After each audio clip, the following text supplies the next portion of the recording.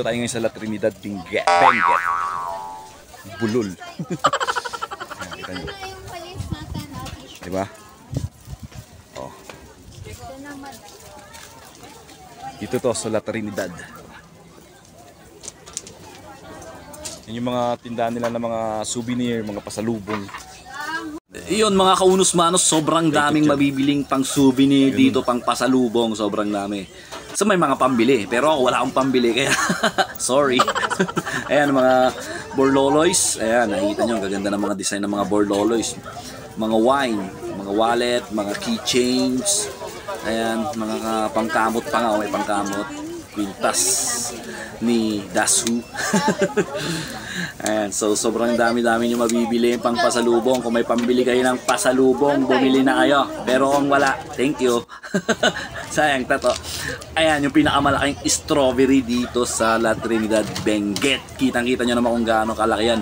Pero hindi nyo pwede kainin niya, matigas yan. So ayan, kitang-kita nyo yung kaulapan. Medyo lumalamig na, parang uulan na nga nung time na yan eh. So ayan, bumalik na naman tayo sa pinakamalaking strawberry. Hindi nyo pwedeng kainin yan kasi matigas yan, men. Mga kaunos-manos, matigas yan. Gawa sa semento. Tapos yan, pwede ka magpa-picture dyan. Sa may parang butas, parang pintuan, pwede magpa-picture dyan. Dyan yung farm, yung taniman ng strawberry dyan. Pwede ka mamitas dyan, tapos babayaran mo na lang kung depende kung ilang kilo yung nakuha mo. Kung kaya mo ng 10 sako, di gawin mo, buhatin mo, bitbitin mo yung 10 sako ng strawberry na nakuha mo. Ha? Okay, ipasalubong mo sa mga dapat mong pasalubungan. Pero malamang malabo mangyari yun. 10 sako, imposible.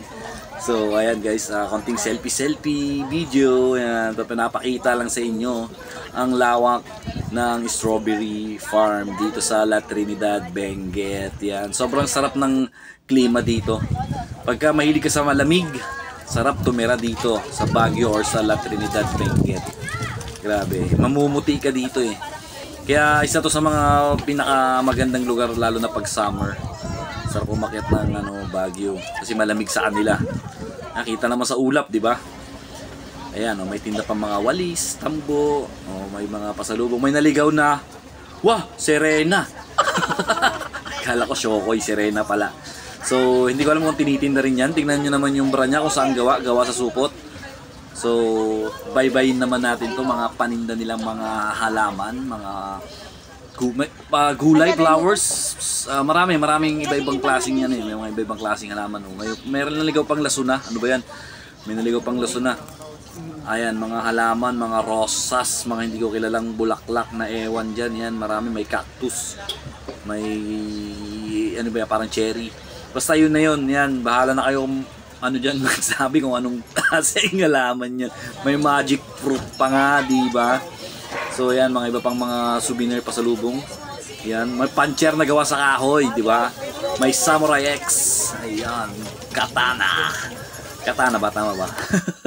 Kutsilyo. Dami. At meron pa mga strawberry na nakalagay sa cup. So yun lang mga kaunos-manos. Maraming salamat sa inyo. Bye-bye!